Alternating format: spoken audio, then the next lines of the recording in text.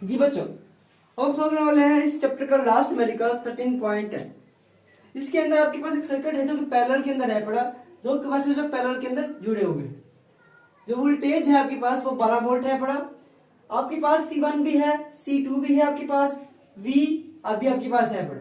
हमने फाइंड करना है, हमने इक्विवेलेंट कैपेसिटर की इक्विवेलेंट कैपेसिटेंस फाइंड करनी है। उसके बाद हमने चार्ज फाइंड करना है C1 Q1 C2 Q2 और उसके बाद हमने प्रेशर फाइंड करना है, V हमने फाइंड करना है C1 V1 के लिए और C2 V2 के लिए। हम फार्मूला सबसे पहले फार्मूला इस्तेमाल करेंगे।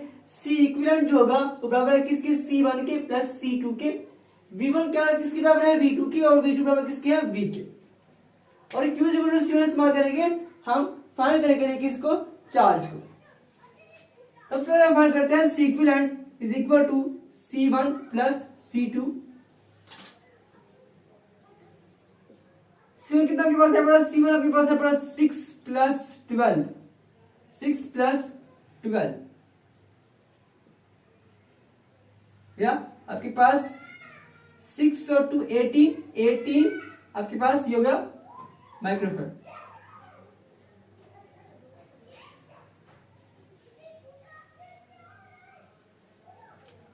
उसके बाद अब हमने यहां पर फाइंड करना है वोल्टेज। हमारे पास आ गया है क्योंकि V इक्वल कितना है पड़ा, 12 वोल्ट आपके पास है पड़ा। हमने फाइंड करना है फॉर चार्ज 1 के लिए, Q1 के लिए C1 V। C1 कितना आपके पास 6 है, जरा 12 करेंगे हम। C के पास माइक्रोफैराड है और G आपके पास 12 क्या है, वोल्ट आपके पास है पड़ा। तो आपके पास अब इसको करेंगे मल्टीप्लाई, आपके पास क्या आंसर आएगा 72। आपके पास 72 आएगा माइक्रो कॉलम में। अब हमने Q2 फाइंड करना है, उसके लिए C2 20 इस्तेमाल करेंगे।